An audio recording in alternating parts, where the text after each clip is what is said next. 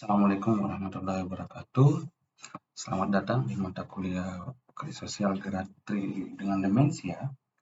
Kali ini kita akan melihat lebih jauh apa sih sebenarnya demensia itu. Kita melihat bagaimana perubahan-perubahannya dan bagaimana gejala-gejalanya akan kita lihat lebih jauh. Demensia merupakan sebuah istilah yang kalau orang umum bilang itu adalah pikun. Jadi istilah orang umumnya adalah pikun, tapi istilah secara akademis, secara biologis, secara istilah kedokteran adalah demensia atau pikun. Demensia merupakan penyakit yang menyebabkan sel otak itu memburuk dan mati lebih cepat dari biasanya. Karena ini adalah proses dari penuaan sel-sel yang ada di tubuh manusia. Ini bukan bagian dari proses penuaan normal, dan pada saat ini belum ada obat yang dapat menyembuhkan demensia. Jadi menariknya di sini. Demensia menyebabkan penurunan kemampuan mental, penilaian, dan perilaku. Adapun jenis-jenis demensia, kalau teman-teman tahu ada Alzheimer biasanya. Alzheimer ini muncul perlahan-lahan, jadi pelan-pelan dia munculnya, tapi pasti. Tapi kalau demensia yang akut, yang vaskular adalah mereka yang kemungkinan besar pernah terkena stroke. Jadi akibat dampak dari stroke itu adalah demensia vaskular. Adapun demensia lainnya yang bisa teman-teman lihat juga di berbagai literatur ada Pick, Jacob, Huntington, dan Parkinson. Pikun ini sendiri adalah sebuah proses penuaan dan ini adalah normal. Karena tentu tahap-tahap manusia yang pernah kita lihat dari lahir, semua jaringan fungsi tubuh berkembang dan pada akhirnya dia tua, ada proses yang memang fungsi tubuh menurun. Dan ini berbeda di setiap manusia karena fungsi metabolisme, fungsi-fungsi dengan makanan, asupan gizi, olahraga misalnya, dan akan berbeda-beda di situ. Dan patologis pikun ini sendiri merupakan suatu penyakit, sifatnya patologis. Kita akan melihat gejala umum demensia karena ini sangat penting dikenali secara dini supaya dapat dilakukan pengobatan sedini mungkin. Yang pertama ada gangguan daya ingat. Jadi lansia yang mengalami ini akan sering lupa akan kejadian yang baru saja terjadi. Ya misalnya tadi baru habis ke pasar, sudah bersama anaknya, kemudian beberapa jam atau 1 jam atau beberapa menit kemudian dia bilang lagi, ayo kita ke pasar. Padahal tadi sudah pergi ke pasar. Misalnya, atau saya habis sholat, mau sholat lagi, tapi sebenarnya dia sudah sholat barusan. Kemudian ada lupa janji, kemudian tanda-tandanya juga menanyakan hal-hal atau menceritakan hal yang sama berulang-ulang. Misalnya, ketika ketemu orang, anak saya pernah kuliah di Binawan misalnya. Dia karena prestasinya bagus mungkin, dia ingat bahwa anak saya pernah kuliah di Binawan dan menjadi peringkat pertama mahasiswa berprestasi. Kemudian cerita lagi, dia bilang lagi, dia menceritakan anaknya kuliah di Binawan dan merupakan siswa berprestasi dulunya. Ketika misalnya ketemu orang yang kebetulan anaknya juga kuliah di Binawan. Misalnya. Kemudian ada sampai lupa tempat parkir kendaraan. Ya, tadi ke pasar, kemudian dia cari-cari setelah mau balik ke rumah, dia cari kendaraannya, ternyata dia lupa di mana naruh. Tidak ketemu di mana kendaraan tersebut. Kemudian yang berikutnya adalah kesulitan untuk fokus. Jadi agak sulit melakukan aktivitas pekerjaan sehari-hari. Dia sampai lupa cara memasak, lupa step-step bagaimana memasak. Padahal walaupun sebelumnya dia ingat betul bagaimana prosesnya dari A sampai Z, kemudian dia lupa cara menelpon. Misalnya di telepon itu harus diangkat dulu, kalau telepon rumah ya, diangkat dulu, kemudian ditekan tombolnya, nomornya, angkanya, kemudian nyambung. Tapi dia ini ketika mau nelpon, tiba-tiba dia lupa. Ini saya harus ngapain di telepon ini? Saya tekan tombolnya dulu, atau saya angkat dulu, kemudian sudah nyambung, atau bagaimana, dia tiba-tiba bingung. Padahal dia sudah sering sebenarnya melakukan tata cara menelpon tersebut. Tidak dapat melakukan pekerjaan-pekerjaan sederhana tadi karena dia lupa prosesnya seperti apa, sehingga tidak bisa melakukan yang pekerjaan yang sebenarnya dianggap orang sederhana, misalnya mandi, makan. Ini kan pekerjaan keseharian ya, tidak dapat dilakukan. Bekerja dengan waktu yang lebih lama dari biasanya, jadi dia tidak bisa lagi bekerja seperti yang sebelum-sebelumnya. Mengerjakan sesuatu misalnya tidak lebih lama dari waktu yang biasanya ketika dia tidak mengalami demensi. Sulit melakukan kegiatan yang familiar, ya tadi seringkali sulit untuk merencanakan menyelesaikan tugas-tugas sehari-hari, misalnya makan, mandi, ini agak kesulitan. Sehingga perlu pendampingan khusus, misalnya jadwalnya mandi, jadwalnya makan, jadwalnya harus minum susu misalnya.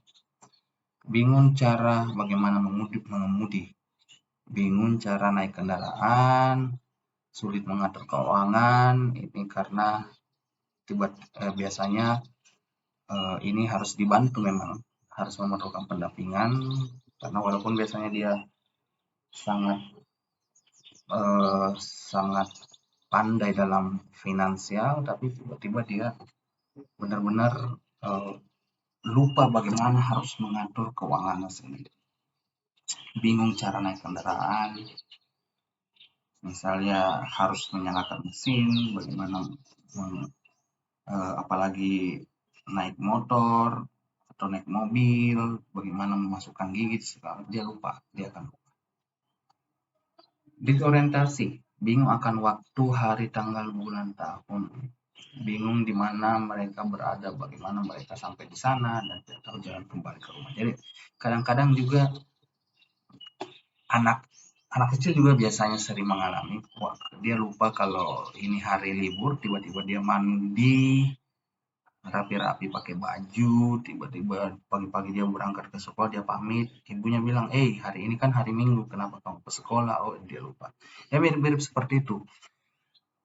Dia tiba-tiba lupa hari ini hari apa, dia masih pikir hari ini Selasa, padahal ini sudah Rabu. Jadi kemudian ada juga lansia yang biasanya ke masjid, dia ingat jalan ke masjid, dan pulang tiba-tiba dia lupa di mana dia harus belok, di mana dia blok rumahnya, tiba-tiba dia tersasar dan dia bingung dia ada di mana, seperti itu. Kemudian perubahan demensia lainnya adalah gejalanya adalah kesulitan memahami visuospasial. Jadi visuospasial ini adalah gangguan visual, misalnya bukan karena gangguan, misalnya kesulitan membaca itu bukan karena dia harus pakai kacamata, matanya sangat bagus, kesehatan matanya bagus, tapi dia tidak bisa membaca dengan betul. Dia tiba-tiba misalnya ada tulisan sulit untuk membaca, dia tidak bisa mengeja kata-kata di setiap kalimat itu. Kemudian dia sulit untuk mengukur jarak, sulit menentukan jarak, misalnya jarak di depan mobil itu ada 3 meter, tapi tiba-tiba dia melihat ada 1 meter, maksud saya jarak mobil dia dengan depan itu ada 1 meter, tapi dia pikir ini masih 3 meter. Jadi ini berbahaya bagi lansia kalau mengemudi. Kemudian sulit membedakan warna, ada kesulitan dalam melihat warna biru, hijau misalnya, yang paling sering kuning dengan hijau. Tidak mengenal wajah sendiri di cermin, dia bingung wajahnya ketika melihat bercermin, dia melihat wajahnya, dia bingung ini siapa.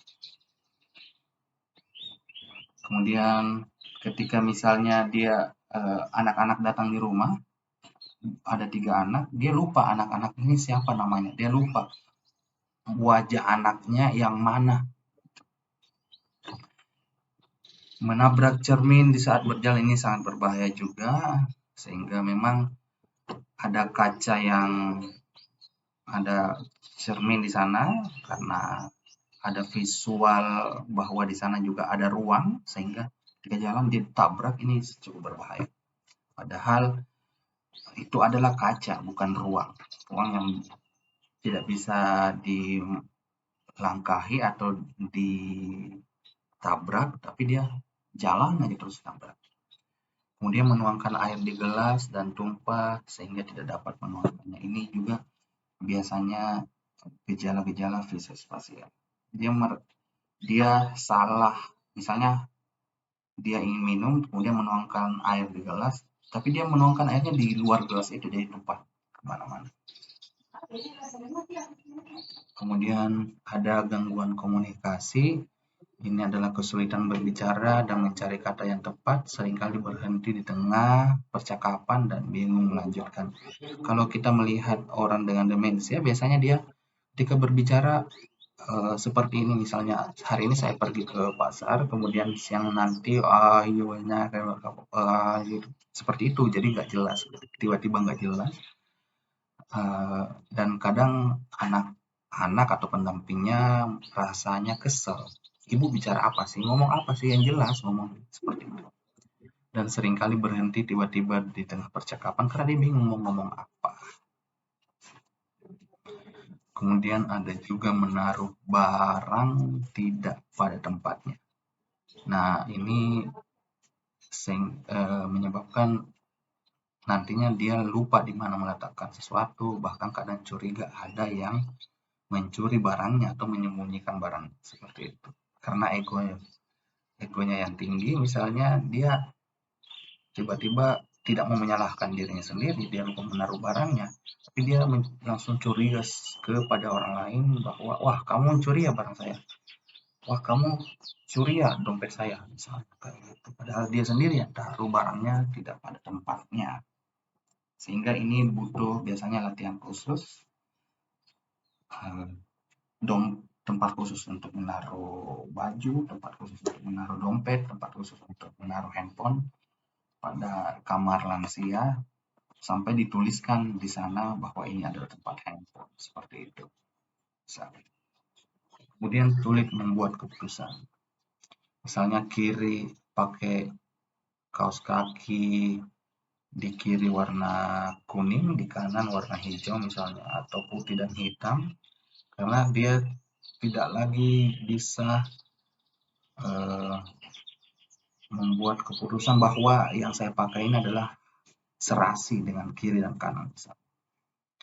Kemudian tidak dapat memperhitungkan pembayaran misalnya dalam bertransaksi dan tidak dapat merawat diri. Misalnya tadi kalau lansia yang berdagang, dia harus mengembalikan uang yang orang yang belanja, tapi dia malah mengembalikan lebih atau kurang, misalnya kayak gitu.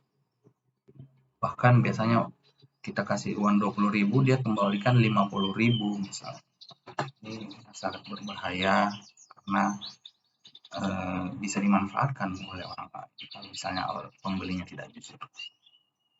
tidak dapat merawat diri, makan, gosok gigi, dan lain-lain. Kemudian menarik diri dari pergaulan. Jadi biasanya lansia kan ada perkumpulan reuni SD, SMP, SMA, mereka sering hadiri itu, tiba-tiba karena dia tidak merasa cocok dengan kelompok itu lagi, dia menarik diri pada akhirnya. Dia tidak semangat lagi berkumpul atau berinisiatif untuk melakukan aktivitas serta hobi yang biasa dinikmati. Tidak terlalu bersemangat untuk kumpul dengan seumuran dia.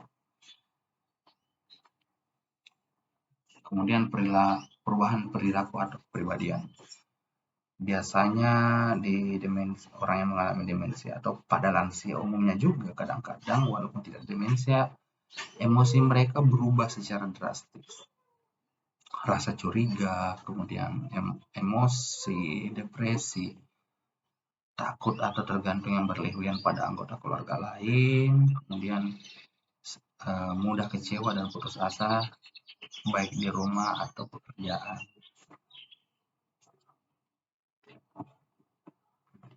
Sayangnya, ketika mengalami demensia adalah hal ini menetap. Maksudnya menetap itu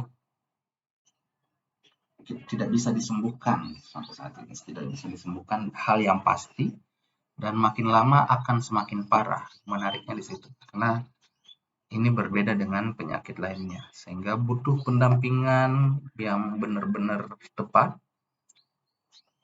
support keluarga yang benar-benar tepat, karena ini akan berlangsung terus-menerus selama lansia tersebut hidup dan akan bisa semakin parah dari waktu ke waktu. Sehingga ini sangat baik jika bisa dideteksi sejak dini agar persiapan dan perawatan dini juga bisa dilakukan. Nah, peran pendamping seperti keluarga, keponakan, dan lain-lain, tetangga bagi lansia yang hidup sendiri atau terlantar misalnya, intervensi yang diberikan dapat dimonitor oleh pendamping.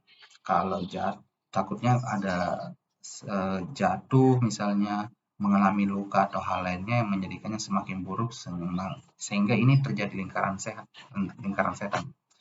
Dia sudah demensia, terus jatuh sehingga ada luka-luka, penyakit lain muncul, ini menjadi lingkaran yang buruk di sana, sehingga benar-benar butuh pendamping yang tepat. Kegiatan pendampingan kepada lansia untuk mencegah demensia lebih diutamakan kegiatan yang tanpa obat, terapi yang tanpa obat atau non-farmakologi, misalnya bermain puzzle, main catur, bernyanyi, mengaji, atau mengisi TTS.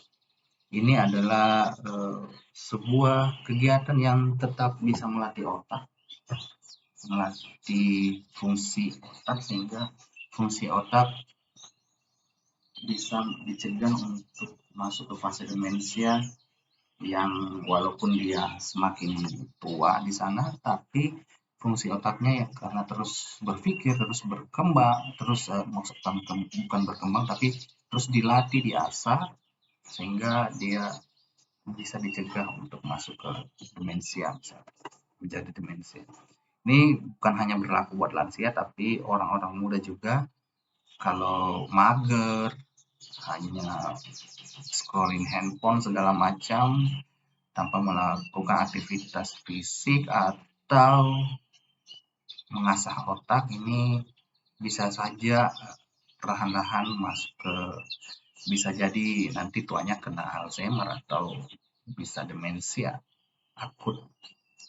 Kemudian untuk pemberian obat, ini harus dites dulu untuk ada tesnya untuk mengetahui batas memori otak itu seperti apa, sehingga ketika sudah dites hasilnya keluar, ini apakah dia tepat diberikan obat atau tidak perlu. Untuk selanjutnya dapat ditetapkan dapat menerima obat atau tidak. Terima kasih. Sekian.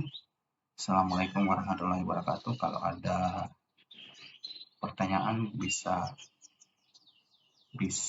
ditanyakan di grup. Terima kasih.